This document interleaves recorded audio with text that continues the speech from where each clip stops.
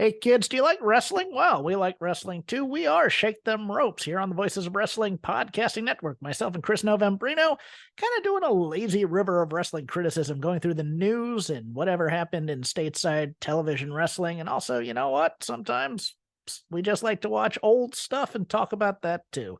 Love for you to give us a listen. If you haven't already, we are Shake Them Ropes here on the Voices of Wrestling Podcasting Network. Love Japanese pro wrestling? Want coverage of the entire scene, men's and women's promotions, from New Japan to Stardom, Noah, All Japan, DDT, Marigold, and more? Then Wrestling Omakase is the podcast for you. Hosted by a 23-year Puro watching veteran, that's me, John Carroll, and a rotating cast of co-hosts, we bring you a passionate, knowledgeable look at the wide world of Japanese wrestling. Wrestling Omakase is right here on the Voices of Wrestling Network. Check us out on any podcast app or feed today.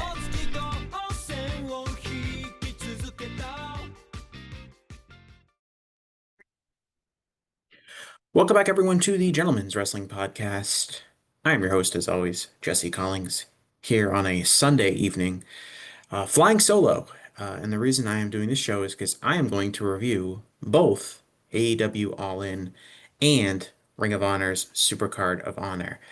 The reason I'm deciding to do this is A, I have a lot to say about both shows, but B, also with our friends at the flagship busy on their vacations, there's a void of AEW All-In content review, I think. So I am going to step up and provide some of that post-show content. I know this is obviously coming on Sunday evening. I listened to The Good, the Bad, and the Hungy, and they had their review, which I recommend checking out for anyone who hasn't listened to that already. But I figured I would also provide a review because if you're like me, today I was at the gym and I had already listened to The Good, the Bad, the Hungy review, and I was just like, there's such a limited amount of what I feel like is high quality reviews for a show like All In, just because I've become so jaded with so many people's analysis of AEW in particular. I think there are people like me that are out there that are like, man, I loved that show. There's so much to talk about, but who's talking about it? And who's talking about it that I trust? And who's talking about it that I listen to? And there's just not that many people right now for me that are really doing an earnest job doing that. So I figured I would try and put together something for people if you're like me and you're listening to this like on a Monday and you're starved for some analysis, you're starved for someone else's perspective on the show. Hopefully I can provide that. The reason I'm doing this on Sunday evening is because I did not watch this show live. I was busy on Saturday, and so I knew I wasn't going to be able to watch All In live. So I had to do my absolute best to avoid spoilers. And if you're like me, like when I take out my phone, like a bunch of the apps I'm going to use are going to, if I open one of them, it's probably going to tell me something about the show. If I open a social media app that I go on, I'm probably going to inadvertently see some AEW news. So for me, it was very hard to avoid spoilers, to avoid seeing just that one little thing, like, oh, a thumbnail with, Kazuchika Okada, and he's still got the title, or he's holding the new unified title. I was like, oh no, now I know Okada won. So it's tough to avoid that kind of stuff like that, but I actually managed to make it all the way to Sunday morning without having any spoilers. So I watched the show spoiler free on Sunday morning. And I did not know the result of the main event. As I discussed with Trevor Dame in my kind of preview episode of All In that we recorded last week, I felt pretty good about Hangman Page winning, and that is exactly what happened. He is the new AEW World Champion. He defeats Jon Moxley in the Texas Death Match in the main event, and I think this was 100% the right idea. As I discussed with Trevor, I think if you went with the uh, option of Moxley retaining, I just think there was a lot of downside that could happen. I think the fans really wanted to see Hangman win. There were some fans who were going to get very frustrated if he didn't win. I think the build to Hangman's eventual triumph was done really well, and there's not a lot to be gained by delaying that coronation and letting Moxley hold the title for a few more months, or maybe shifting the title onto Darby Allin or someone else like that. I think that now was clearly the time to do that, and I think that was reflected in the match and the kind of reaction to the finish of the match. I thought the match was excellent. It was exactly what I thought the match was going to be, which was we've seen enough of these Texas death matches to kind of know how they work. It's going to be really bloody. There's going to be barbed wire. There's going to be these big spots. There're going to be these dramatic counts to 10. It was all of that kind of stuff that we've seen and we've become used to seeing in these Texas death matches. And it also had kind of like a cavalcade of people running in, which is something that I thought was also very likely to happen because the way the build to this match had been, it had involved so many different parties either aligning themselves with the Death Riders or Hangman Page. So I knew that the Death Riders were going to get involved. You knew that, Osprey was going to come out, and then you knew that Swerve was going to come out. You knew that the Young Bucks were going to come out. And of course, the two surprises were Bryan Danielson and Darby Allin coming out towards the very end of the match. And that obviously made a lot of sense because of how those guys were kind of written off of the company. Darby was assaulted by the Death Riders and lost his title shot, which ultimately ended up being the title shot that Moxley used to defeat Bryan Danielson, ending his career. So those guys obviously coming back into the picture made sense. So it was this big, sweeping epic of a match. I think it was one of the guys from Pro Wrestling Torch described it as the Cody Rhodes and Roman Reigns WrestleMania main event if it had been directed by Quentin Tarantino, because obviously it was very bloody and gory. And I do think that that is kind of a good assessment of the match, just because it was this huge culminating epic match with all of these different characters that we've seen run in and out. It made a lot more sense than the Cody Rhodes versus Roman Reigns match, and also was an infinitely better wrestling match. These were two guys that put in a huge effort to deliver a big performance. And it was the perfect main event for the show. It was the perfect way to go off the air for what was a huge triumph from a show, from a business perspective, from a booking perspective, and then finally from a storyline perspective, seeing Hangman Page recapture the world title, get the big pop, everyone's celebrating the ring, fans are going crazy. It was a show that made you feel good about being a wrestling fan. It made it feel like that spending so much of your free time watching this product and talking about this product and thinking about the product and feeling like it's all worth it. Not just because if you're a Hangman Page fan, you saw the guy that you wanted to win, but you saw it in such a way that felt rewarding and earned and triumphant. And that is what pro wrestling is about. I said on my podcast with Trevor Dame last week, pro wrestling is about heroes.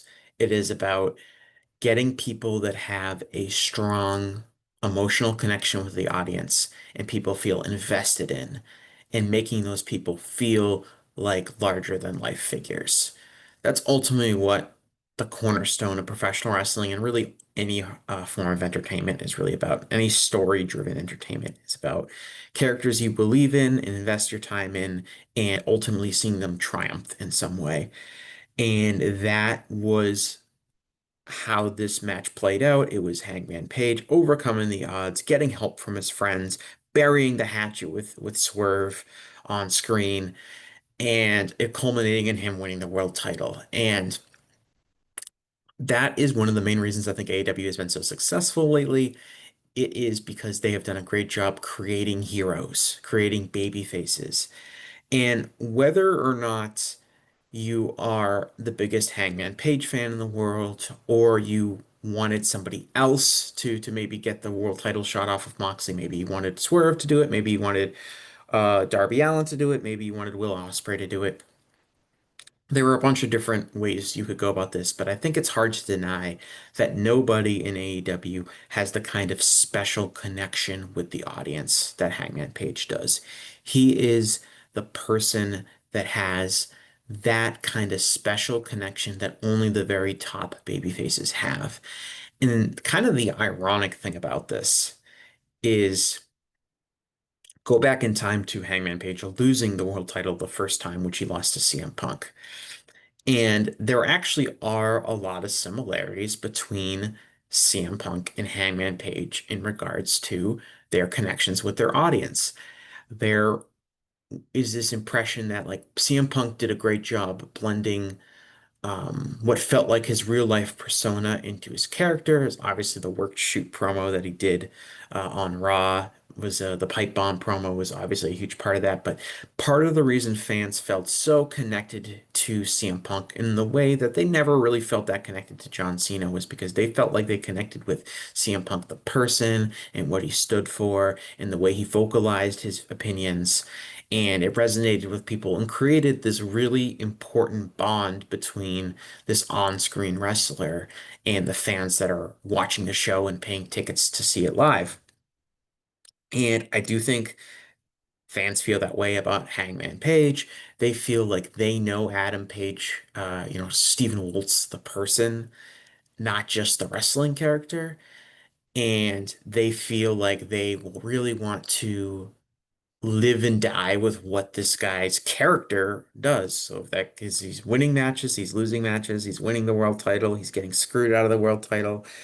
All of that stuff resonates just a little bit more because he has that connection and people feel like they have a personal stake in this guy's success. And it's very rare to do that.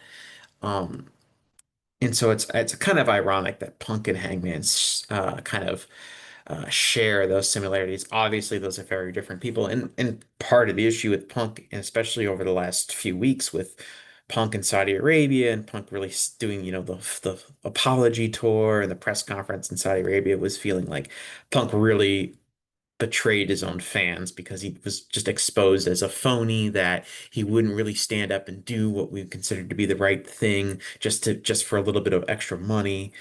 And it like we said, it's a high fall off such a high horse. And that was kind of what happened to Punk. And hopefully there's never a reckoning like that between Hangman Page because that would not be good for the wrestling industry for Page to be undermined like that. But it is just that kind of special connection. He is the baby face. He is number one. He is the face of AEW. Tony Khan said it in the press conference last night. He said Hangman Page is the face of all elite wrestling. And it'll be interesting to see where he goes next. What challenges are out there? Obviously, MJF won the Casino Gauntlet, so he looks like he will be a major opponent for Page going forward. And they've obviously been planting the seeds between them for a while. They obviously already had a match at Revolution, um, and they've been kind of sniping at each other backstage ever since. So that's someone who's going to get involved probably pretty soon. You expect that to be a pay-per-view main event, maybe for um, All Out in Toronto in September. You also have, of course, Forbidden Door coming up. It'll be interesting to see what happens there. It's probably going to be a New Japan Pro Wrestler. I think it makes the most sense for it to be Gabe Kidd just based on Kidd's role as a member of the Death Riders. It seemed to be a logical extension if you wanted a New Japan Pro Wrestler that had kind of a built-in storyline already with Hangman Page. Show is also going to be in the United Kingdom, which is where Gabe Kidd is from. So that makes some sense there. I know I floated that idea to some New Japan fans. They said, well, Gabe Kidd, he just won a title, the white belt in New Japan Pro Wrestling, and why would they have their champion lose to another guy? I personally don't think that Gabe Kidd losing to Hangman Page would really be that significant in terms of a deterrent to Gabe Kidd's momentum. I think him working a main event in England that will probably have a really hot crowd and pushing uh, perhaps the most over wrestler in the world. I guess Mystico is probably the most over wrestler in the world, but behind him, probably someone like Hangman Page. Losing to him in a major match, I wouldn't see as any form of burial, but people get prickly about that kind of stuff. So maybe it's not Gabe Kidd, maybe it's someone else in New Japan. But that's obviously something to keep in mind. Um, I think I guess like from like if we're talking about like other Texas death matches, It's hard for me to say if I like this one more than I really hold the one with Swerve Strickland in high regard, and I actually went back and watched both that match and the first Jon Moxley Texas Death Match with Hangman Page before this show. I watched them a couple weeks ago. And those ones were maybe a little bit more personal and violent in a way that this one, because there were so many other characters involved, felt this one felt more epic, right? The title was on the line. It was super long. You had all these people running in. I think like the traditionalist in me probably likes the other two matches more as just like wrestling matches, but this is a more important, more epic match. So you probably can't go wrong deciding which one is your favorite. I'd probably still go the first Moxley and Hangman match, but this one definitely has its strengths. It's a little bit different than the other two. But obviously a very, very good match, a match that I expect to place pretty highly in a lot of match of the year discussions and votes. Um, but it definitely delivered in it that I thought that Jon Moxley was absolutely tremendous in this match. I thought that Jon Moxley um, had in some ways like a career-defining performance in this match because I have not been the biggest fan of the Death Riders angle. I had a whole episode of my podcast with Sarah from the Trish and Sarah Wrestling podcast that was just titled Death to the Death Riders, and we did not uh, put over their angle at all very well. We buried a lot of them, and we talked about the performance of Moxley. And Moxley has had some stinkers in a way that you would not expect a main event wrestler in AEW to have. His whole feud with Copeland that was very extended did not go well, which is right when we recorded that podcast. And it was annoying to see all the interference in all these matches, and it just felt like a tired, boring angle that AEW kind of needed to get away with when you had these stars like Hangman Page, like Will Ospreay, like Swerve, just waiting to get another opportunity with the world title. Now, I think really since like March, once we kind of moved beyond the Copeland feud, the Death Riders have been way more efficient, effective, and better. I thought it really started with their match against when they kind of started feuding with the Ops and they lost the trios titles, Samoa Joe and Powerhouse Hobbs and Chibata. And you kind of saw the vision, right? The fans really wanted to see Moxley lose, and then Joe choked him out right on Dynamite, and it was like, okay, I see the vision now because these guys, the Ops, got way over beating these guys. So you could see if that was I was in the crowd that night and I was like, okay, this is the pop and this is the atmosphere for them losing the trios title. There's a lot of potential for what happens when Moxley loses the world title. And that was very clear on the show and in the build to the show, right? Which was that even if there were some really bumpy parts of this Death Riders storyline, we ultimately got to a spot where when people could sense the end, when people could feel, okay, Moxley's gonna drop the title and he's gonna drop it to this guy, it was a huge success. They obviously from a business perspective, this was a hugely successful show. They drew, I think, around 29,000 fans is the number that's being tossed around. Huge gate for AEW. Don't know the pay-per-view numbers yet. Toni said they were tracking as the highest ever, which would be enormously impressive if they could top the 215,000 estimated buys that All-In did in I think 2021 when CM Punk had his kind of return match and that kind of thing. If they top that with this show, that's a huge feather in everyone's cap, but specifically Hangman Page and Jon Moxley, because being able to draw that much for AEW and doing it without CM Punk, doing it without any really big debuting stars, no WWE legends, none of that really extra stuff, just doing it with your full-time regular roster. Um, if they are able to top that pay-per-view buys number, that would be a huge accomplishment. But it already is a huge accomplishment, right? 29,000 fans, multi-million dollar gates, hugely successful show from a quality perspective.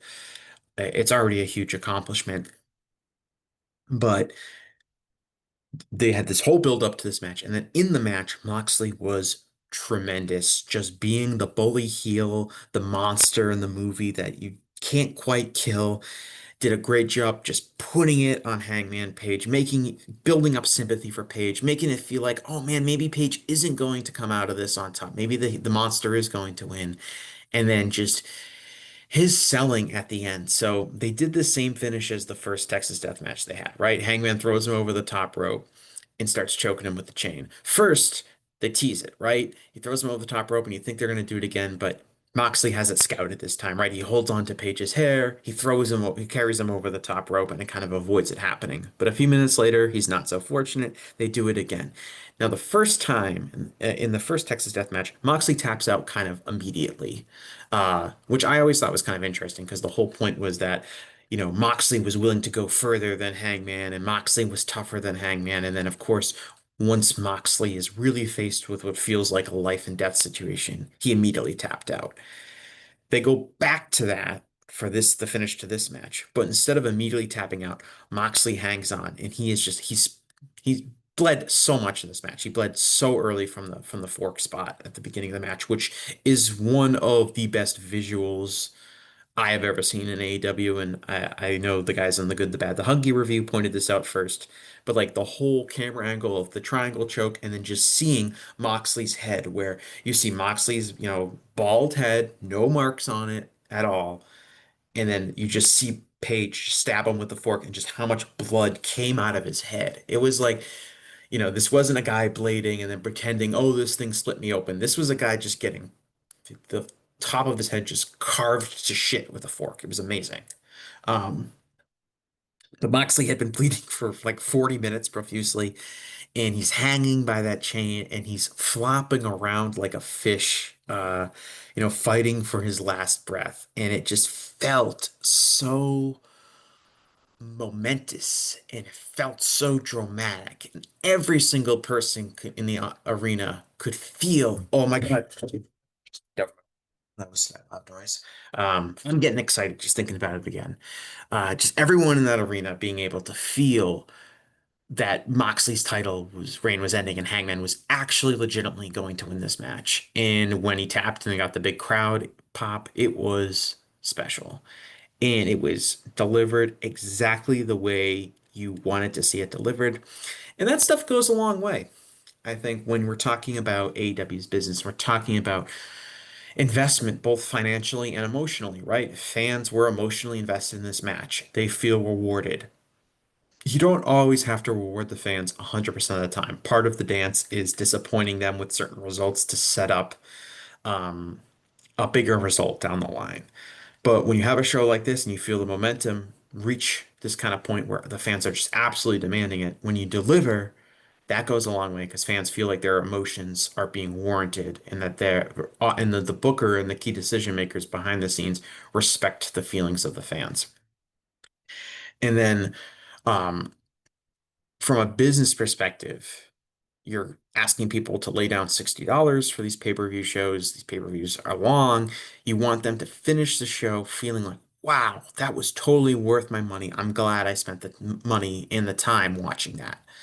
And that's really important too. I think with some of the other, like me and Trevor Dane were talking about AEW Revolution show on my last podcast, and it was like Revolution was a really good show. It had some amazing matches on it, but the main event between Moxley and Copeland with Christian Cage kind of getting involved was really disappointing, and that show went off the air, and people were like, ah, "Damn, that was a real bummer of a finish." The show was still great, but the big takeaway at the end was something's not right with AEW. This was their main event and it didn't deliver this. There's something's got to change. You get this finish for this show in front of that audience, and you're like, whoa, okay, this is a company that has its finger on the pulse of exactly what the fans wanted, and they delivered. It's a huge triumph for every single person involved. And Moxley, to me, this is like I said, he's already obviously been a hugely successful wrestler. He's probably the most important wrestler in AEW history, just from a durability and consistent perspective. And even when this Death Riders stuff felt tiresome, and it just felt like, oh man, Moxley's really getting long in the tooth. Maybe he's overexposed in AEW. He delivers this kind of performance and the kind of performance he's delivered over the last month or so. And you're like, okay, this is a guy who is an all-time great. There's no other way to talk about him, I think, than as a all-time great.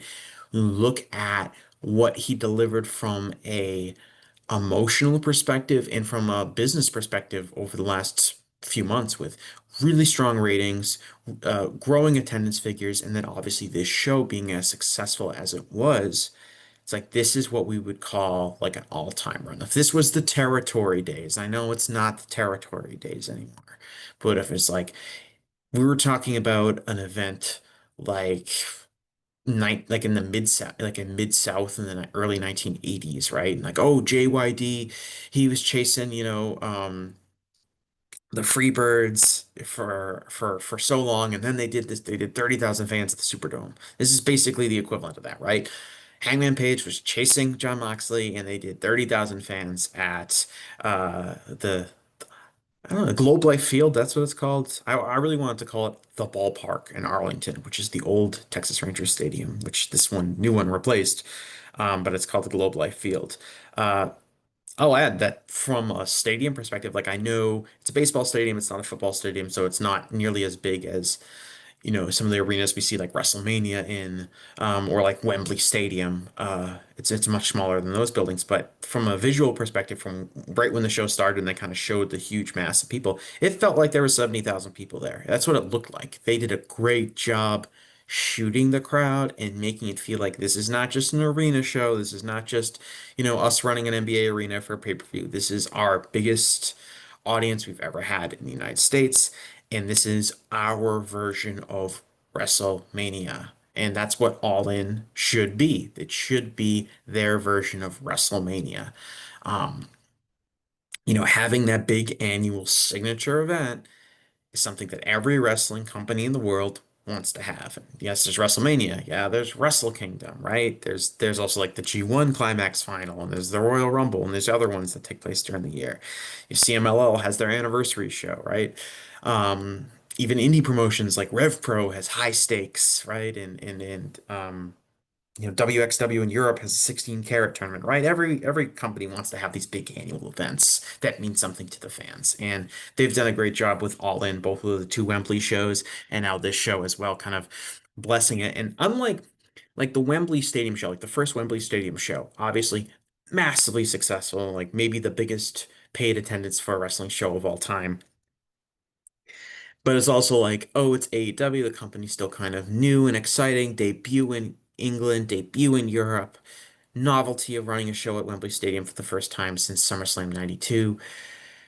All of that stuff kind of culminated in what feels like a number that's hard to repeat, right? We saw that the following year, where even though, the company was doing relatively the same, it wasn't like business had been cut in half, they did, about half the attendance, which was still hugely successful. But it's hard to envision them doing 80,000 people again. Uh, but when I think about this show, okay, all in Texas, I guess there's a novelty of the first U.S. stadium show.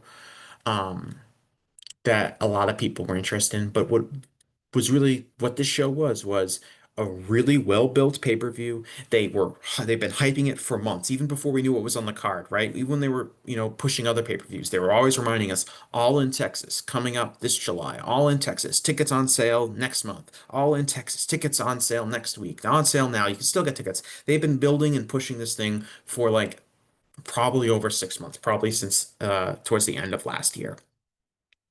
And so you get the sense that this was a major show and it was built by, main events and big programs. Kenny Omega versus Kazuchika Okada, Mercedes Moné versus Toni Storm, Hangman Page versus Jon Moxley. All regular featured acts on AEW. No special attractions. No part-time wrestlers. No like, oh, this is the first match that like CM Punk is gonna have in 10 years, like which is what, drove that huge all-in or that huge all-out pay-per-view number, right? This was just built on good old-fashioned, here are the guys on a roster. Let's build some storylines. Let's hype up a pay-per-view. Let's draw a big audience. Let's draw a big house. And that feels repeatable, right? You could run. I know Tony mentioned they're going to Wembley again next year, I think. Maybe that's all in again in Wembley. Maybe it's a different event. I feel like you could take this show all in a show like this, and you could run it in a different baseball stadium next year, draw a similar audience, as long as you have another big match similar to Moxley and Hangman Page to main event. It feels repeatable and feels sustainable in a way that maybe some of AEW's early successes didn't, because you felt like there was a sense of novelty there that would eventually wear off, like all new thing happens with all new things. This felt much more like a repeatable, sustainable thing that AEW could do every year. Want to talk about, I guess, the rest of this card. You know, so it's kind of interesting. I didn't watch the show live. Like I said, I watched it this morning. I woke up this morning and I was like, all right, let's watch this all in. And I saw the file and I was like, fuck, this thing's 6 hours long. Um, it's a long show. I actually think the way I watched it, which was not live, is actually like a worse way to watch it from a time perspective. Because I was like, all right, I guess this is gonna take up like my whole morning and into the early afternoon if I want to get this done. So I felt like, because I didn't watch it live, because I was like, all right, let me try to knock this thing out this morning. I was like, all right, this is feeling pretty lengthy. This is feeling like a long show. Um, do I wish that the show was shorter? Yes, I do. That being said, I think that this is your signature event.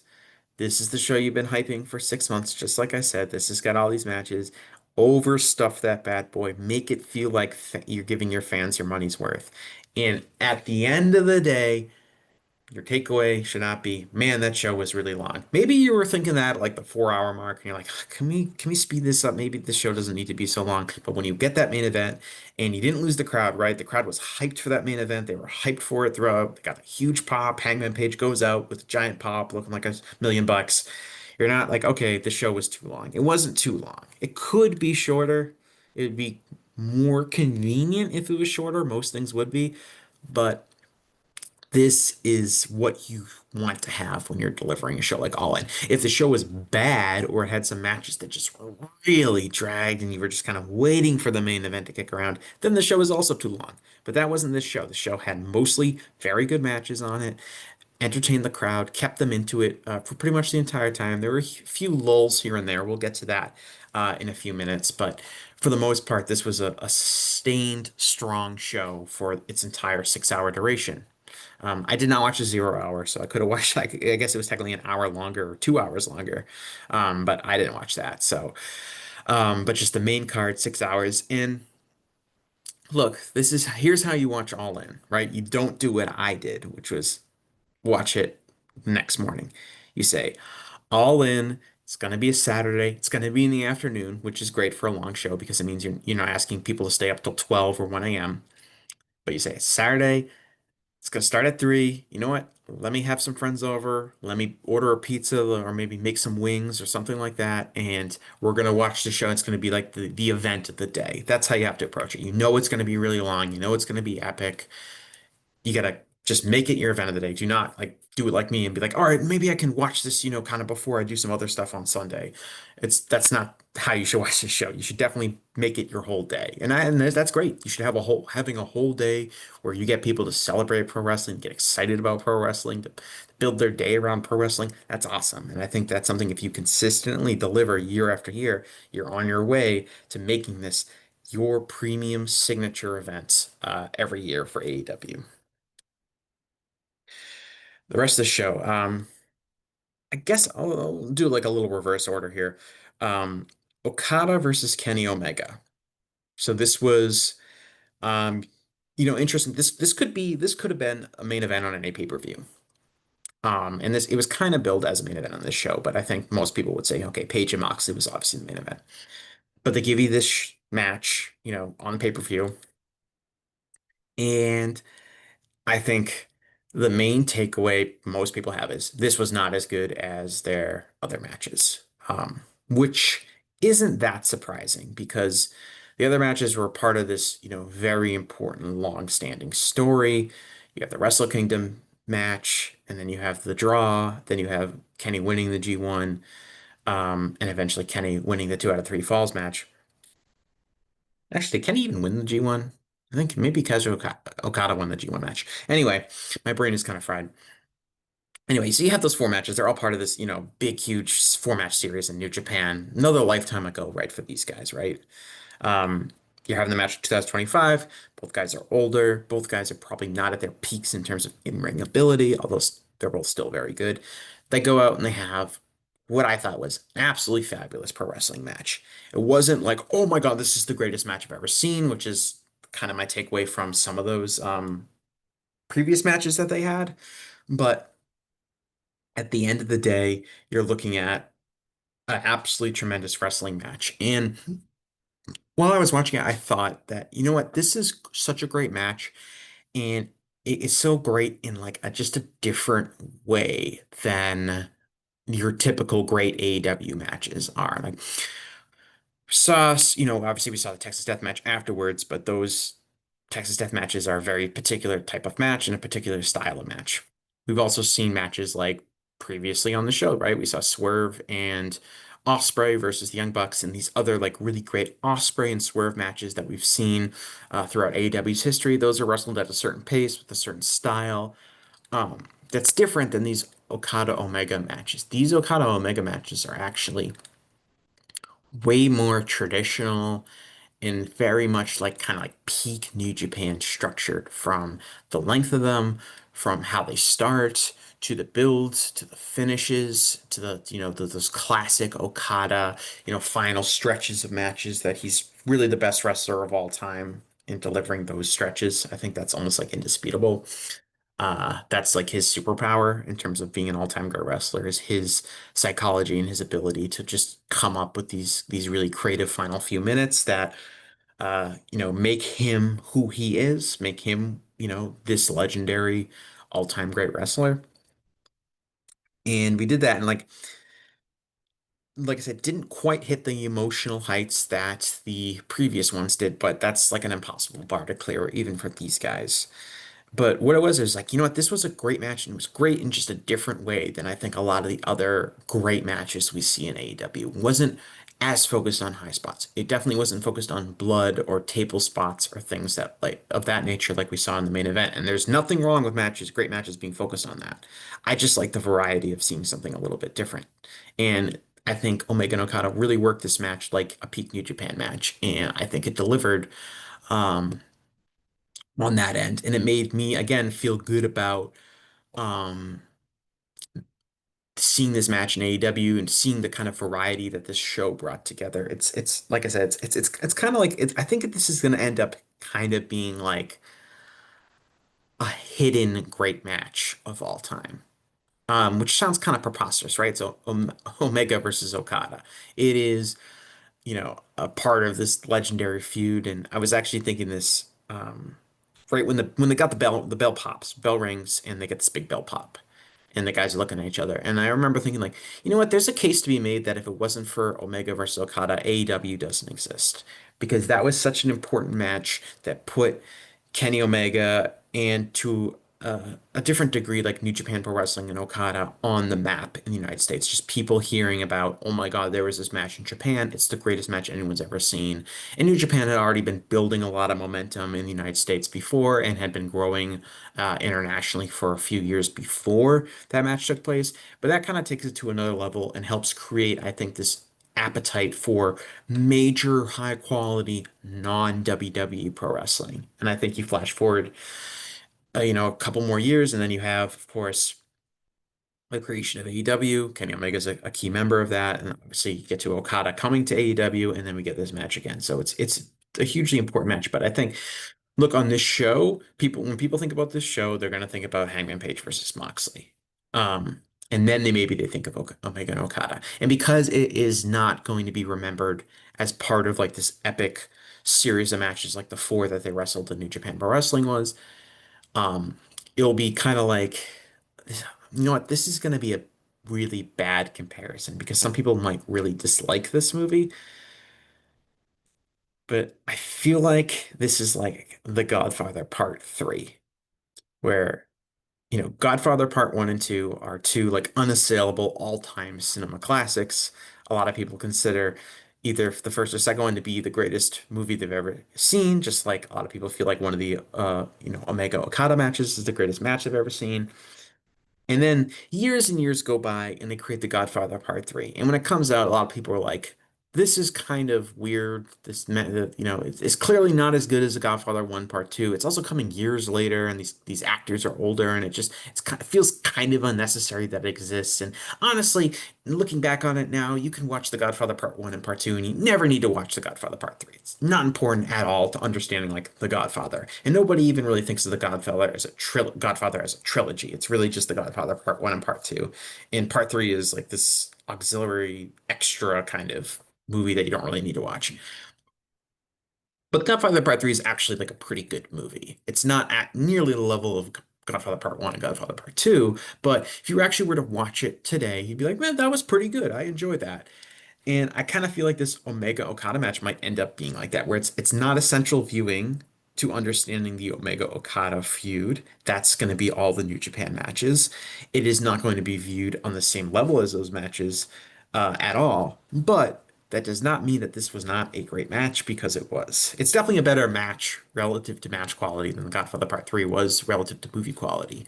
But I get the idea. It's like in like 10, 15 years, we'll be looking at like these matches and they'll be like, oh yeah, the Omega Okada feud. And people are like, you know what? No one's going to be talking about the match they had it all in necessarily, but that was a damn good match and everyone should go back and watch it. And I kind of could see that match, it kind of being its legacy. We know they were in a tough spot. We know that it's so hard to deliver a match when the expectations are that high. And even though we've seen Okada and Omega time and time again rise those expectations, it was just going to be very, very difficult. But this was a really well wrestled match. Okada gets the win, which I did not expect. I thought this was going to be Kenny Omega beats Okada. This is, kind of his home turf in AEW. Okada hasn't really taken a loss in AEW yet. This is the perfect time to do it. Nope. Okada goes over. Don Callis interfered, and they kind of played up the idea that Callis's interference was responsible for Kenny losing. But I thought this was kind of mostly clean in a lot of ways. And Okada gets the better of Omega, and I'm really interested, like, what is next for Kenny? Because he's a big star. He's been really great this year in AEW. He's not doing the same kind of volume that you would expect maybe he had done in previous years, but he's been showing he's still at the absolute top of his game. And I wonder, what's going to be next for him because he's not going to be this champion like he was. So who's he going to work with next? And that's probably going to be a major feud. And then on Okada's end, now he's got this unified championship. Who's next for him? Who is he going to wrestle? Is it like he's still, we still got to figure out what's going on with Swerve, Osprey. It looks like he's written off television for a while. That's what that looked like to me. Because he obviously goes out in a neck brace and gets stretchered out at the main event when he gets involved. So it'll be interesting to see what happens with him, but interesting to see what happens there. Then our third of like what would be considered the signature matches on the show, Toni Storm versus Mercedes Moné. Again, really important match in the sense of, again, this was a really, just like Moxley versus Page, really well-built match that really dates back months ago. They had protecting Moné since she debuted in the company. She had never lost in AEW. She'd been collecting all these titles. And then you have Toni Storm, who is, unlike Hangman, is not chasing the title, right? Toni Storm is the indomitable women's champion who is clearly the most popular women's wrestler in the company. And this is why you go out and you sign Mercedes Moné and you protect her and you give her this big push because the idea is like we're gonna build her, build her, build her up, and then when she loses, it's gonna really mean something. And it did because this was a signature match for AEW, and I think AEW's had great women's wrestling. It did have some great women's wrestling matches during its first few years of existence, right? We saw like things like the Britt Baker and Thunder Rosa hardcore match, and then they had of course, their cage match, and there were some great moments, but there were almost like surprising great moments. Oh, I can't believe the women did this. That actually ended up being sick. Um, and it kind of felt like it kind of caught you off guard. And it's good when stuff like that happens. That's part of the magic of pro wrestling is that sometimes a match that you don't expect to be amazing ends up being amazing. But what's better for AEW is that everyone predicted that this match was going to be really exciting. This match was going to be really good. This was a really well hyped bout.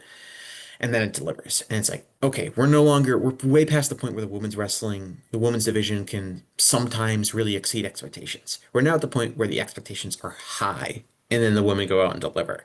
That's hugely important. So this was that kind of match, right? Expectations really high, long build. People really invested in the personalities. Toni Storm goes over, which I was kind of surprised by. I thought Mercedes was going to win just because it seemed like, from a story perspective, you could have Mercedes like steal a win, like with a roll up or something, and win both titles. And then Toni is going to chase after Mercedes for the title. I think that would be an excellent storyline. You could get more juice out of this feud between, your two most popular women's wrestlers. That does end up happening. Toni goes over um, clean, and now she has, she retains her title. And it'll be interesting to see again what happens next because the AEW's women's division is looking really stacked at the moment in terms of just depth. Me and Trevor Dame talked about this, but even just this weekend, what did we see? We saw two things that really add to the division. Three things if you want to count Alex Windsor. But we saw Athena get way more involved in AEW. Obviously she's been protected in Ring of Honor and she's done some stuff with AEW on the main roster. She was, had that feud with Mercedes Mone earlier this year. But now, she won the Women's Casino Gauntlet. She's got this upcoming title shot. So obviously now is the time that I think a lot of people have been waiting for, which is putting Athena back on AEW television. And now people buy her as a badass, people buy her as a major threat, and it wouldn't surprise me at all if she beats Toni Storm for the title. Um, we also saw uh, Shuri debut. She also kind of popped up at the Ring of Honor show to challenge Athena. So it's kind of interesting, but she showed up obviously in the Women's Casino Gauntlet. She's a highly accomplished wrestler that I think they're going to try to protect and push right away. They kind of made that clear on commentary that she's here and she's here to go for gold. And I think they're going to take that pretty seriously. And then you just have other people that you could go to if necessary. You have Megan Bayne, right? You have Mina Shirakawa, who they have done such a good job with Mina Shirakawa since she came over full time. I mean, that is somebody who, I think the audience was kind of into when she would, stop by and work some matches in AEW. They had some familiarity with her, but since she's come over full time, I think she's done a really, really great job getting over with the audience and feels like um a character that the fans are gonna be invested in. And she's held up her end of the bargain, having some pretty solid matches. I thought her match against Mercedes um, a few weeks ago was excellent, and I think she's someone to watch in the women's division. Um, I guess I'm kind of turning this into a review of the women's Casino Gauntlet match, but I swear it's not. I'll get to that later. But yeah, this was a really good match. It wasn't. I don't think it's a match of the year contender. I don't think it's going to be. Uh, I think that like the Hollywood ending was a better match. Um, but this was a really good match, and I think it delivered on expectations, which, as I said earlier, were really high.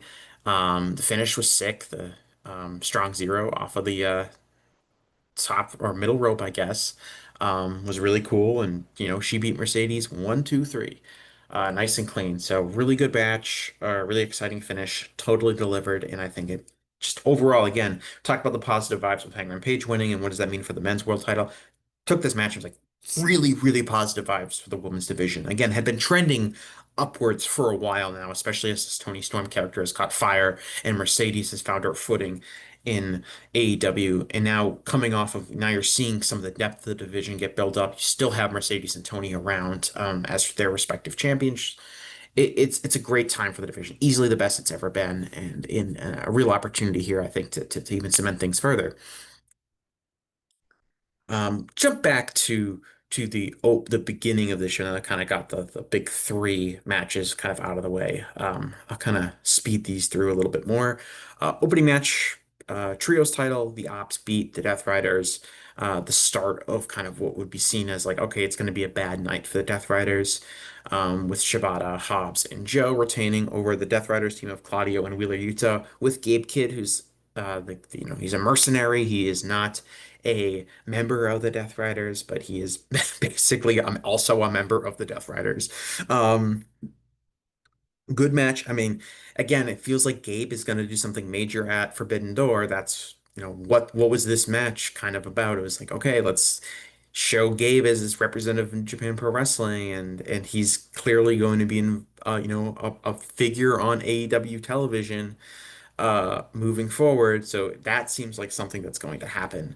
Um, but yeah, I mean, this was a good opener match when you think about it. Like, it wasn't the best match on the show by any means, but it was, a fast-paced trios match, title on the line, guys getting in and out, crowd getting into it. They love all three. They love Samoa Joe, they love Shibata, and they love Hobbs, and they kind of each do their respective things, right? Hobbs doesn't do a lot of selling. He kind of comes in, gets the hot tag. The people like the meat stuff.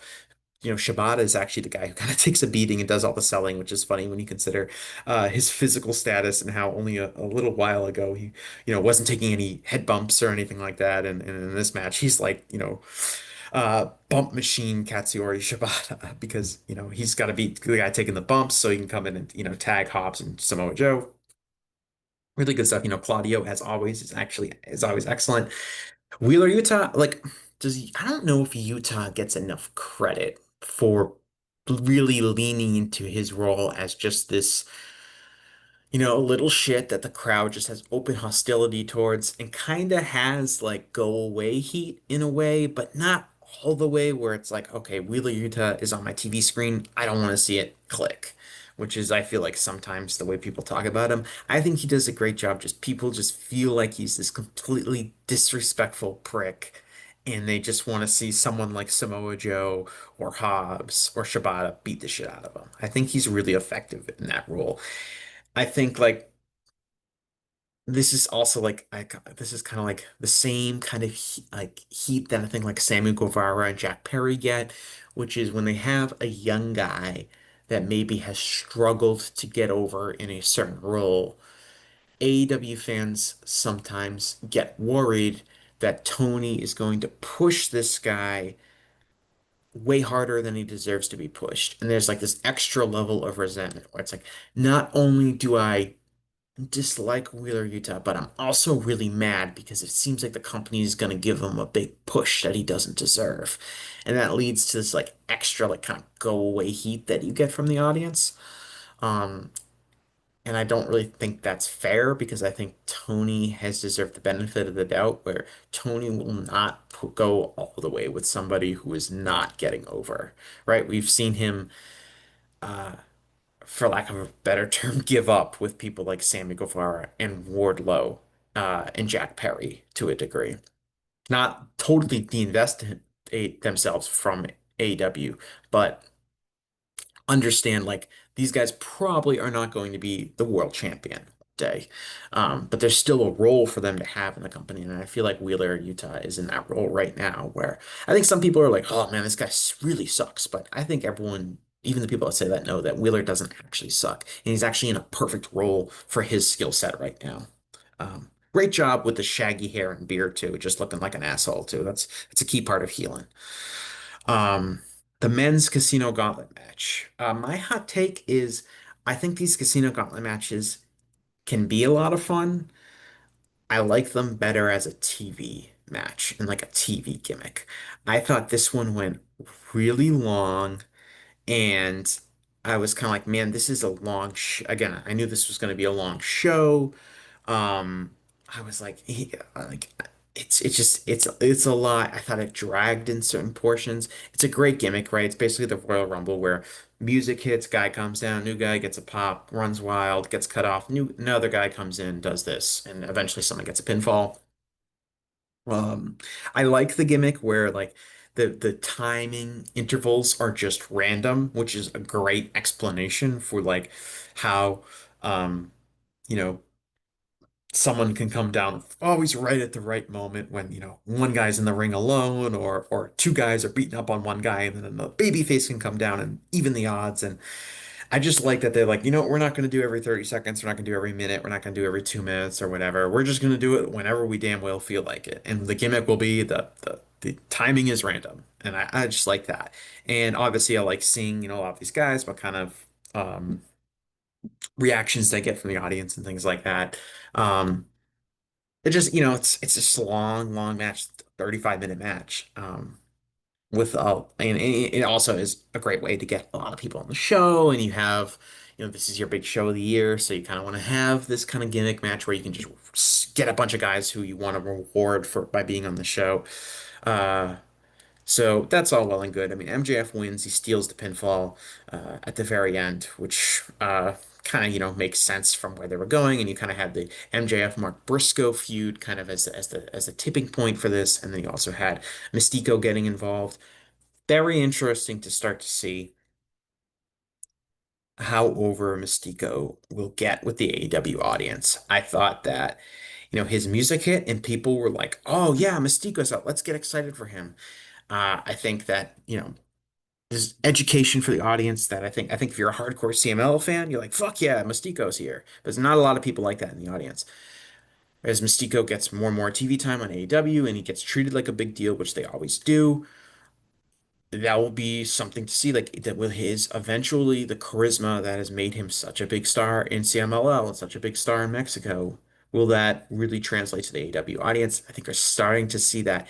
They had him come out with that, his special music that not a lot of people knew the words to. I mean, everyone who watched the Arena Mexico show will know, like, oh yeah, like Tony got his music come out and the fans all sang it because it's the Arena Mexico crowd.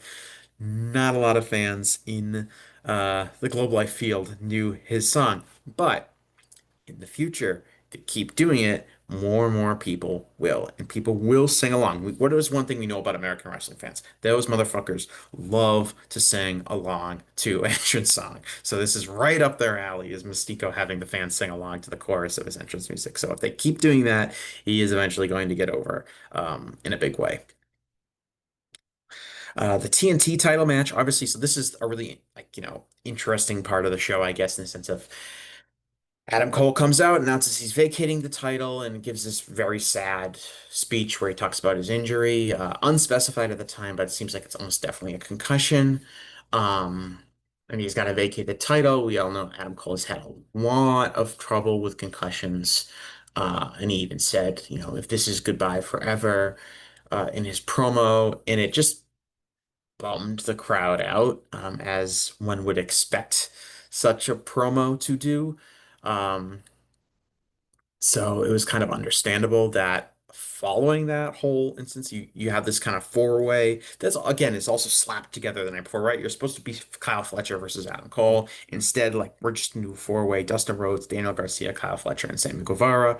Um, so the crowd is really dead for this match. And the match itself wasn't really that good, but I think that's all understandable. And you know what? It's okay because you want to know what happened? Dustin Rhodes won the title, and everyone was like, "Oh wow, Dustin Rhodes won the title." I'm glad. I'm happy that Dustin Rhodes won this match. And they had, his family came out, the Von Erichs came out, they hoisted him up, and they even did, they did a little angle where Sammy and it was a little like, "Man, you beat that title for me.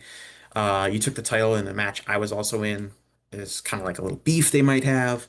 So there's kind of an extra storyline wrinkle there. I actually really liked during the match. I think it was Sammy goes for a cover and Dustin breaks it up. And Sammy looks at him and says, like, "Man, like, what the hell? Why'd you break up? I was going for the title." And Dustin just goes, "This might be my last shot." And I thought that was like really cool because it's like Dustin Rhodes is like, "Yeah, we might be tag team partners, but I'm getting real old, and this might be my last chance to ever win a major singles title." So he went, he took advantage of that and he wins the title. And look, Kyle Fletcher's the one in this match who's on a superstar trajectory. And you know what's going to happen? Kyle Fletcher is going to beat the crap out of old Dustin Rhodes in like a couple of weeks and win the title. And that's fine because you did this, the crowd already is kind of like bummed out from the Adam Cole announcements. Um, and then you kind of pick them back up, right? Oh, Dustin won the title. Oh, well, I'm bummed about that Adam Cole, but man, isn't it great seeing Dustin win the title? Kyle Fletcher's gonna be fine. Tony didn't just be like, oh, you know what, Kyle Fletcher, he's actually gonna be buried way underneath and he's gonna be like an opening card guy. And that's not the case. We all know Kyle Fletcher's going right to the top, and he's probably gonna get even more heat beating beloved veteran Dustin Rhodes than he was going to beat Adam Cole, who is kind of a cold champion. Because I don't think Dustin Rhodes is going to be a cold champion, at least for the next few weeks. Maybe if he held the title for 6 months, he would. But there's going to be a momentum and excitement around Dustin holding the title, and Fletcher's going to be a dick heel when he beats him for it. So all of that will work out in the end. Said match really not that good. It's I think easily the worst match on the show.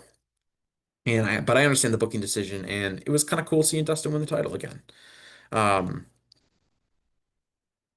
Next up was now we're getting to more of the meat of the show, tag team match. This is Swerve and Will Ospreay versus the Young Bucks.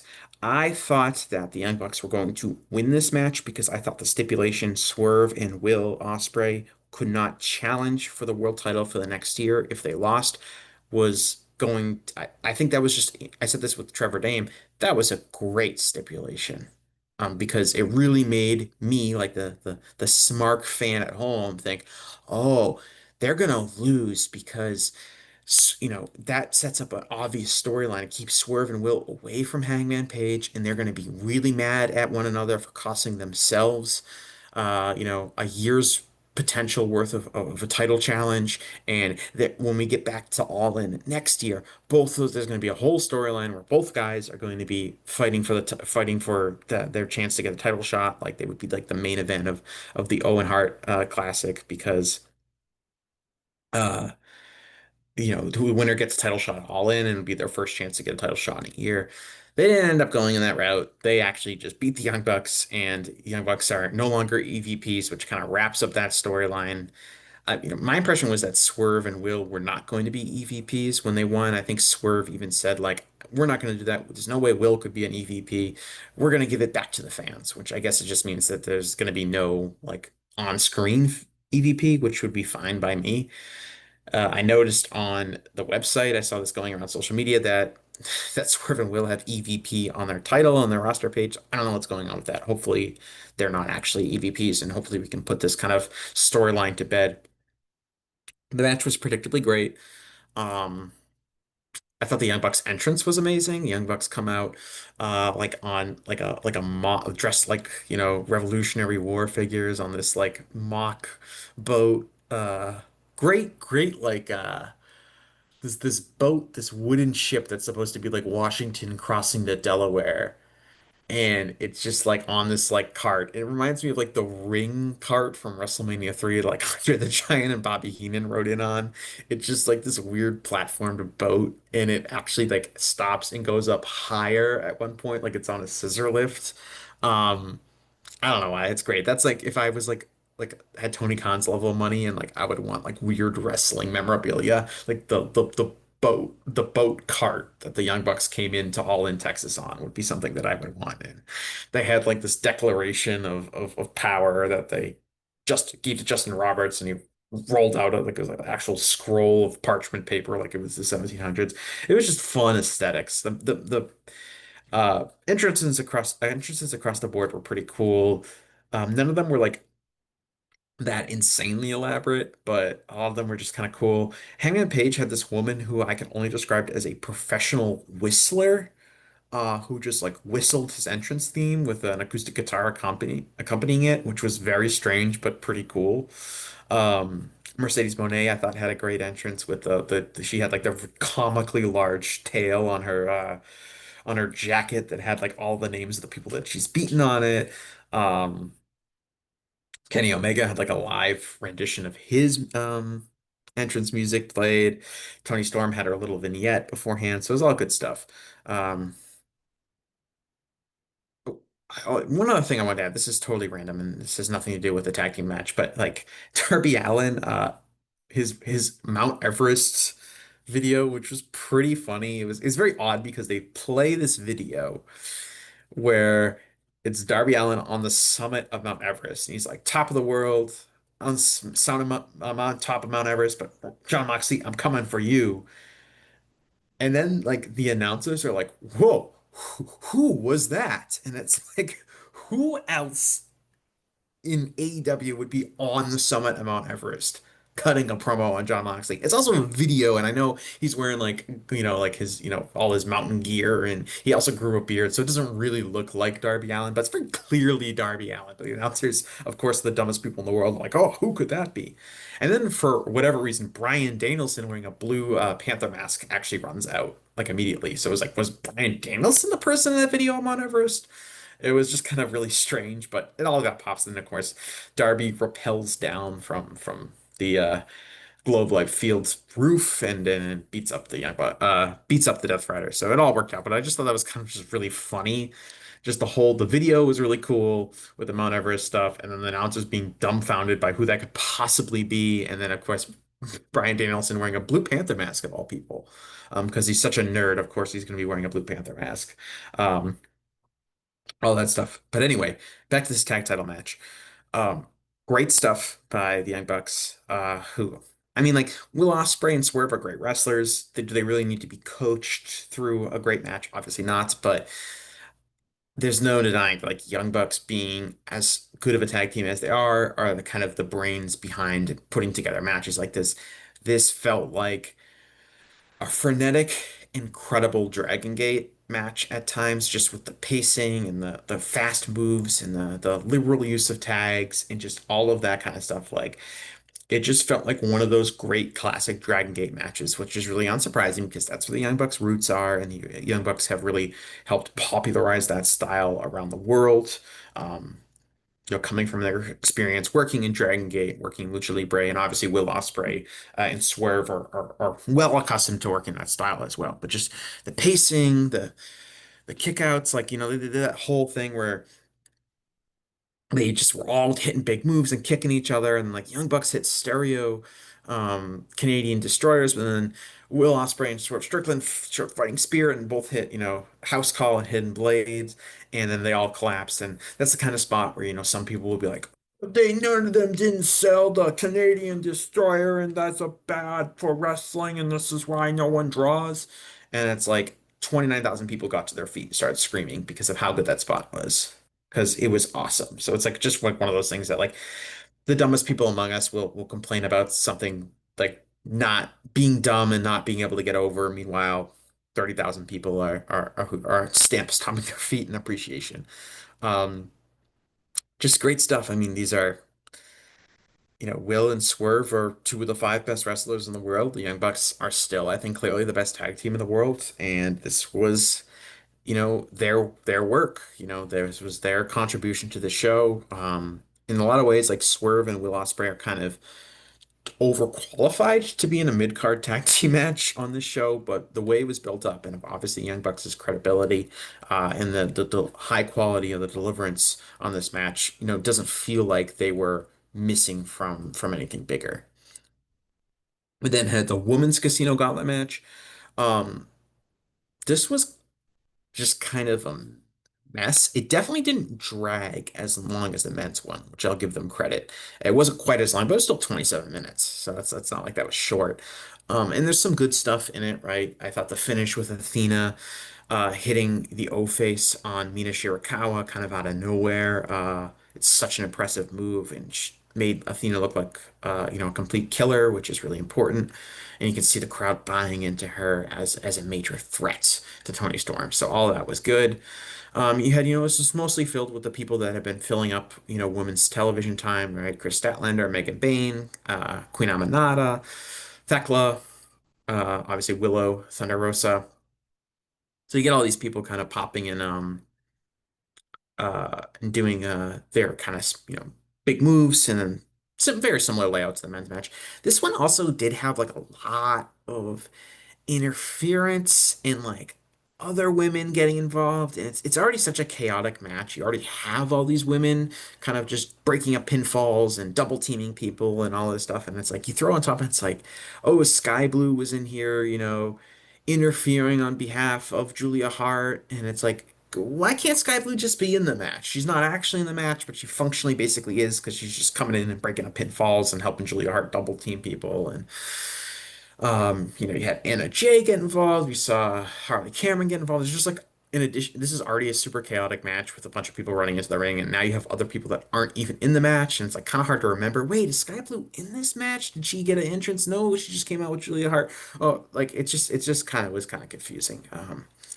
We saw, Shirai and Alex Windsor debut. Kind of interesting. Like I mentioned, like so Osprey and Samoa Joe both get victimized by the Pillmanization of their necks, right? And they stretchered both of them out on this show. It seemed like they're both going to be missing some time. Like Samoa Joe's still trios champion, of course, but the Ops are trios champions, and Hook could be coming back, so you substitute Hook for Samoa Joe. Kind of makes sense. Osprey, I don't really know what they're going to do. Like, is he going to not be on screen? It's very interesting that Alex Windsor kind of makes her debut. Who's I think she's Will Ospreay's wife. At the very least, his very serious girlfriend. Um, and so it's kind of she kind of makes her full AEW debut, and now Will Ospreay might be off TV, so that's kind of interesting. But we'll see what happens with Will. But um, that was the women's casino gauntlet match, and then lastly we have the tag team match. Hurt Syndicate, they retain their titles. They beat Jet Speed and the Patriarchy. Um, I was entertained by the match. It wasn't a stinker. It wasn't amazing. Kind of interesting. I thought so. Like it was definitely a match built around making the Hurt Syndicate look awesome, which seems to be how most of the Hurt Syndicate matches have gone. This was really more about FTR getting involved with the Hurt Syndicate, and then the post-match angle with Nick Wayne turning on Christian Cage, which is um, FTR is on ringside. They kind of get involved in the match, and like the finish of this match is like Bobby Lashley. I think he pushes Dax, and then both Dax and Cash Wheeler are like, "What the hell, man?" And they get up on the apron, and then Lashley just like uses, tosses. I forget who it was, one of the opponents at them, knocks them off the apron, and then just pins whoever the opponent is, and just like Bobby Lashley just beat the shit out of like this entire tag division, right? He fought off FTR, and then he pinned his opponent, like so. He just like Bobby Lashley looked like a god, um, and that was kind of like the focus of this match. Jet Speed, those guys worked really hard. Mike Bailey, oh my God, Mike Bailey took like so many bumps. I feel like Mike Bailey took 90% of the bumps in this match, a match that had six people in it. Um, like Mike Bailey worked his ass off in this match. I'll give him that credit. And I thought Shelton looked really good. Shelton's amazing. Like honestly, like Shelton is like 50 years old and he looks like the way he does and he moves like the way he does. And he's having probably the best run of his entire career. It's either that or like when he was like Intercontinental Champion in 2005. Like it's pretty remarkable. This chapter has happened for him. But clearly, this is all about building. Now we have the Hurt Syndicate versus FTR, right? This is the big tag team match that they've kind of been building towards. What's interesting is FTR are very clearly heels at this point, and the Hurt Syndicate are also definitely heels. So that is kind of interesting. You also have FTR kind of getting involved in this Nick Wayne Christian Cage thing, where they were in the ring and they were kind of like, yeah, we're glad Nick Wayne turned on Christian Cage. And obviously, Adam Copeland's came back, and it's going to be Adam Copeland versus Christian Cage, or Adam Copeland and Christian Cage. Are they going to wrestle? Is it going to be like FTR and Nick Wayne? Like, so FTR seems kind of like involved in two feuds, right? They're clearly going to be feuding with the Hurt Syndicate, but it also seems like they're probably going to feud with um, Christian Cage and Adam Copeland too. So that's kind of confusing, and we'll probably see how that shakes out on television. Adam Copeland, like thing that just like annoyed me and probably a lot of people is like Christian Cage is about to be uh suffer the concerto, like his head's lying on the chair. Nick Wayne's like got the chair pulled back, he's totally gonna do it. Adam Copeland's music hits. Does Adam Copeland run right to the ring and immediately take out Nick Wayne because there's not a second to waste because Nick Wayne's about to, cripple his friend?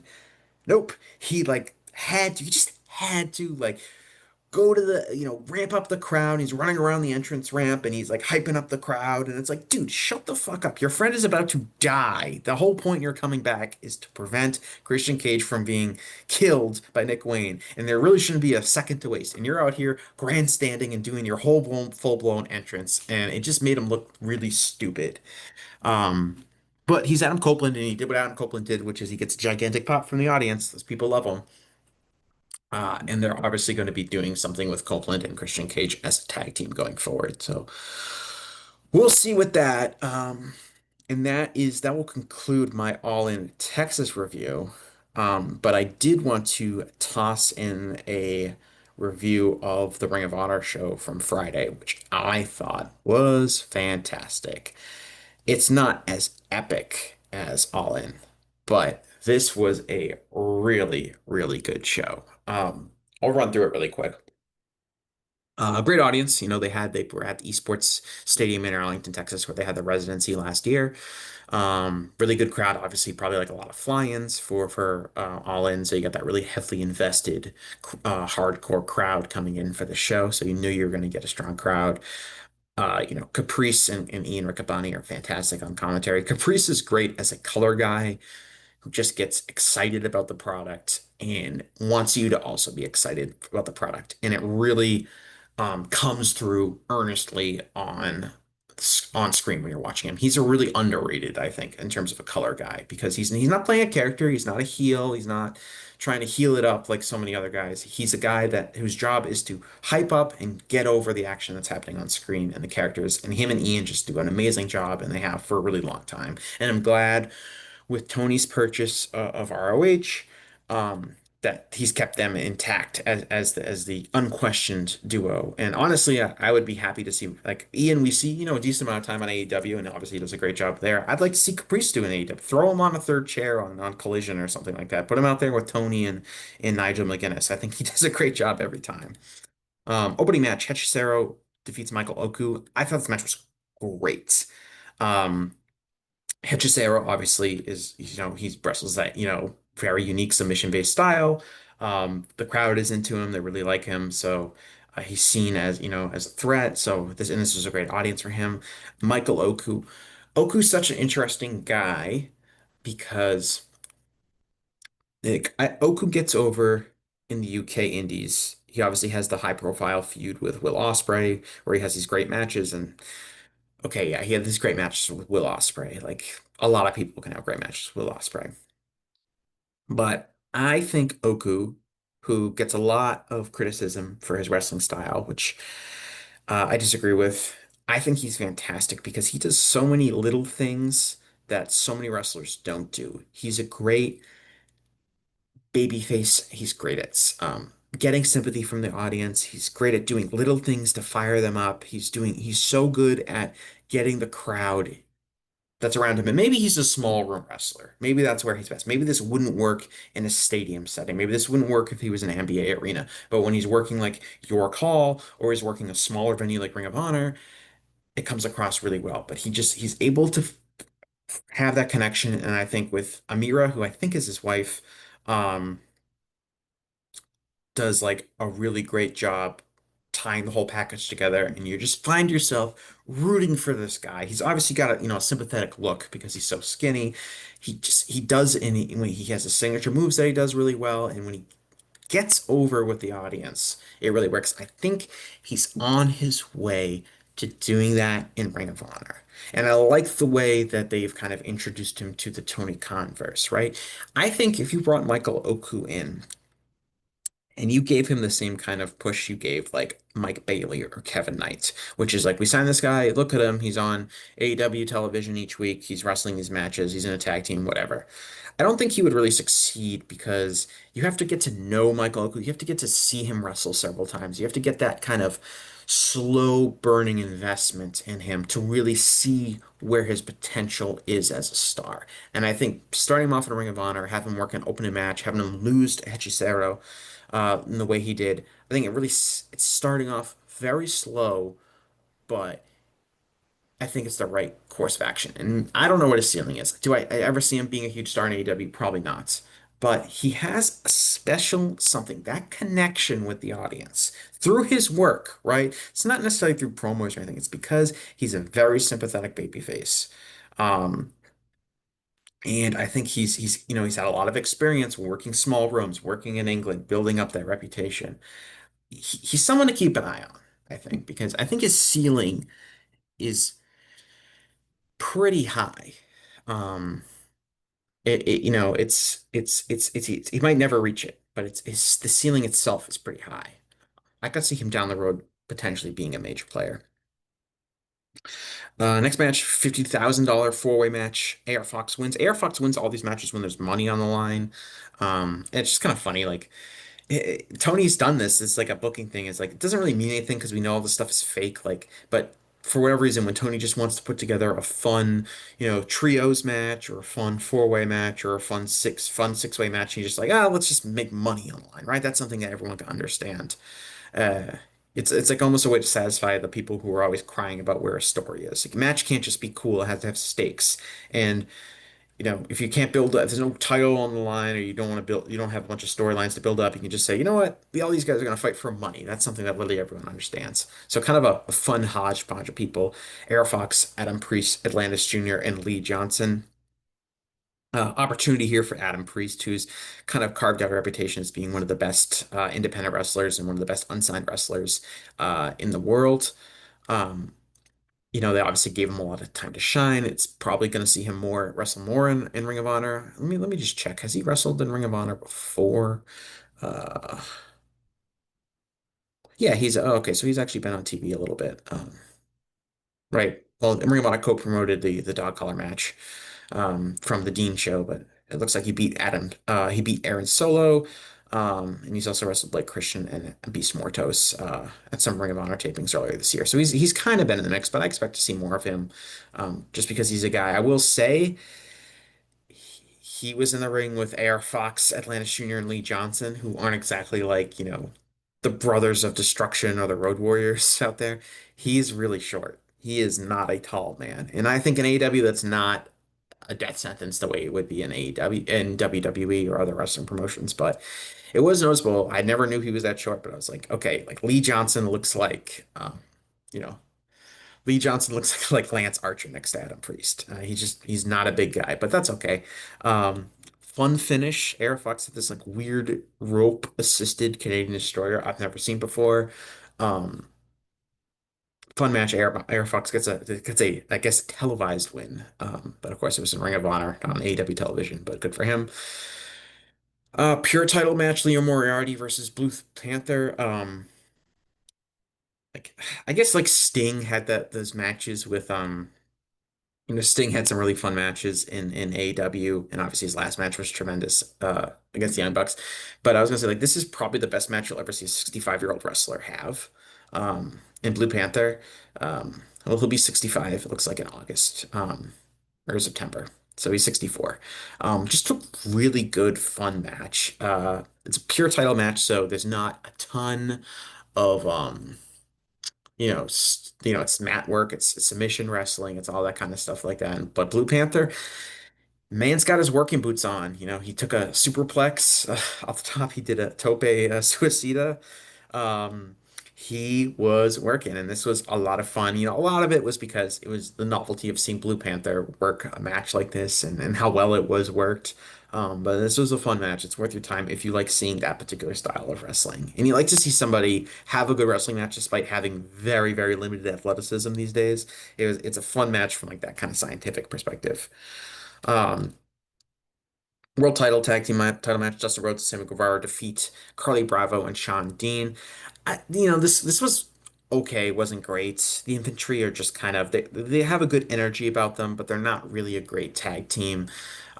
This was seemed more just about Dustin Rhodes and Sammy, and then getting the Von Erichs out there at the end. It's a skippable match. You don't need to watch it. Um, Nick Wayne and Titan. This was really good. If you've seen Titan wrestle, as I assume most of these people have, he's obviously a really good wrestler. And Nick Wayne, you can just see, I really have enjoyed seeing Nick Wayne in Ring of Honor and seeing him just wrestle more frequently in these singles matches where he is kind of like the favorite. When we see him on AEW television, he's mostly working tag matches, or he's kind of being like the underdog, or like, he's the underdog in these matches, whether he's a babyface or a heel. Um, in the ROH matches, he works much more like a confident heel competitor, and I think you see that translate in better work because he's not being pigeonholed into like he's this guy, he's so young and he's full of potential, but he's still really young and he's like the least significant person in this group. um, Here you're seeing him just work like he is a confident champion, which is what he is in Ring of Honor as the TV title.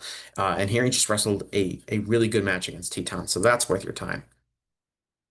Uh, ROH interim women's world television title. I really wish that Tony would just get rid of the interim title. Just make this for the world TV title. And then if so Red Velvet's injured, but she was there. But like if the whole point is like Red Velvet is injured, so she can't defend her title, just strip her of the title. Have Mina Shirakawa, who ends up winning this match, um, win the title, and then you can go do Mina Shirakawa versus Red Velvet, which is what you're going to do anyway. And if you want Red Velvet to still be the champion, have her win. If you want Mina Shirakawa to still be champion, just have her win. I just don't think we need to include interim titles. It's very strange. Like, and there doesn't seem to be really any standard for it, right? Why aren't you doing, why is Adam Cole vacating his TV title because he's injured? Now, obviously, it seems like his injury is going to last so much longer that you can't really have somebody the interim title. But why does Adam Cole have to vacate his title while Red Velvet can keep it and you create an interim championship?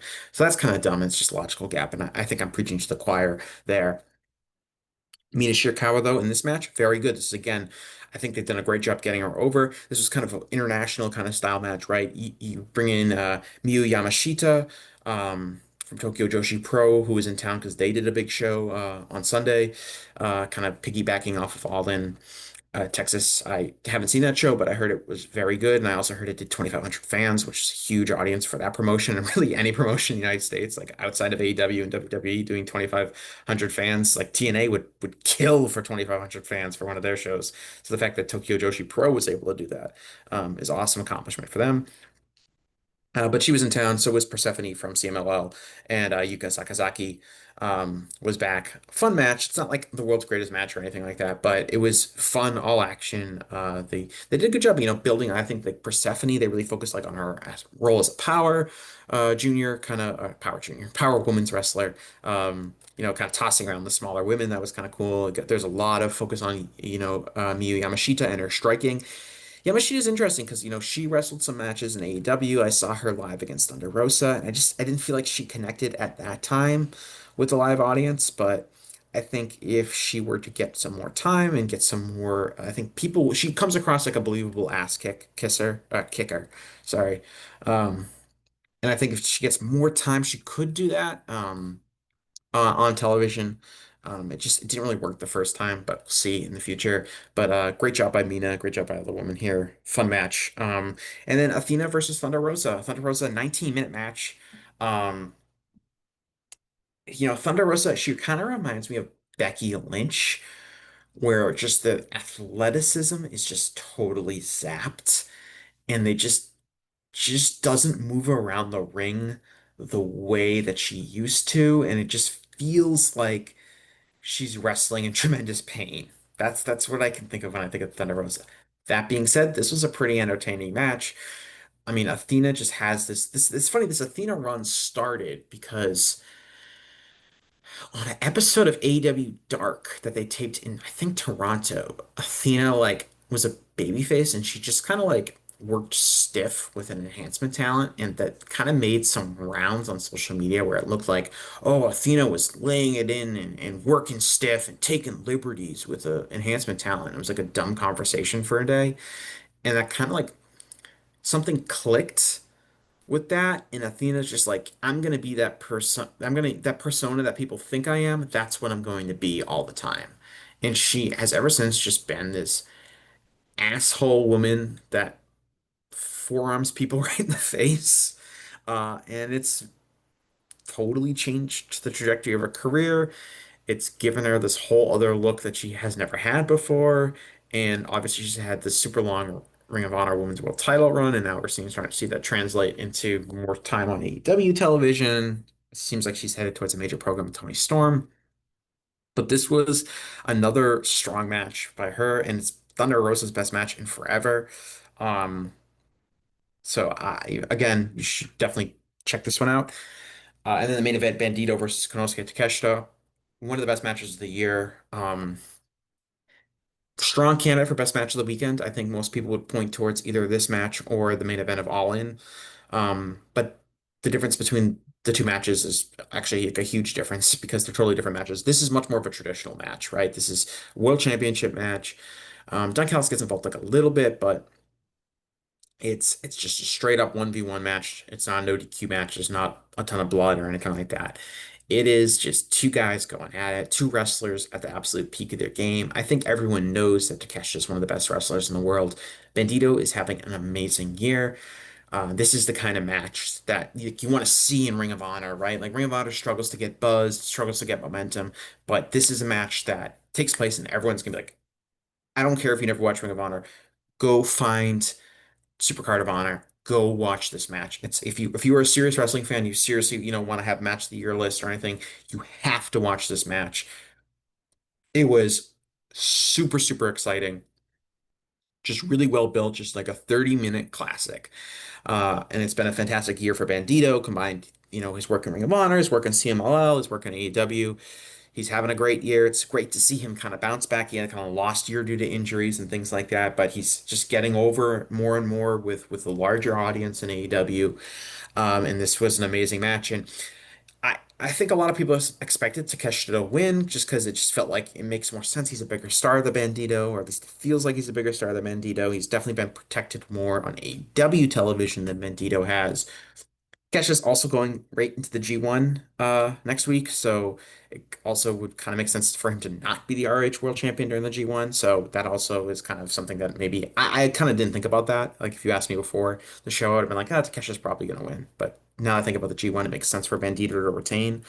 Um, this had one of my favorite finishes I've seen in a long time. Just this reversals. He goes to 21 plex. Takeshita blocks it. Then Takeshita goes for Raging Fire, and then Bandito just rolls him up inside cradle. 1, 2, 3, kind of flash pin. I just love the kind of finish.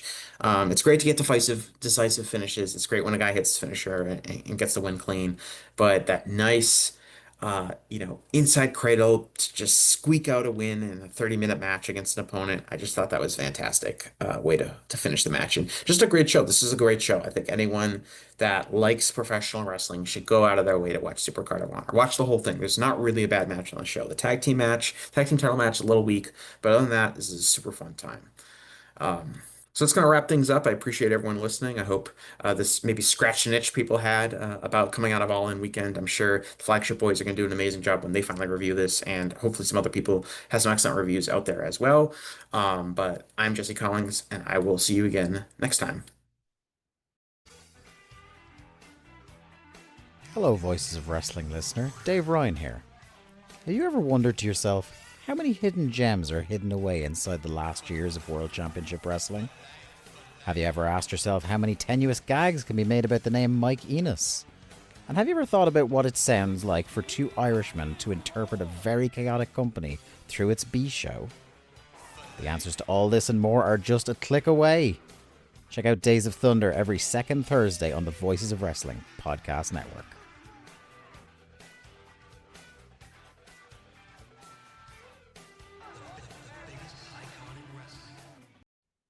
Hey kids, do you like wrestling? Well, we like wrestling too. We are Shake Them Ropes here on the Voices of Wrestling podcasting network. Myself and Chris Novembrino kind of doing a lazy river of wrestling criticism, going through the news and whatever happened in stateside television wrestling. And also, you know what? Sometimes we just like to watch old stuff and talk about that too.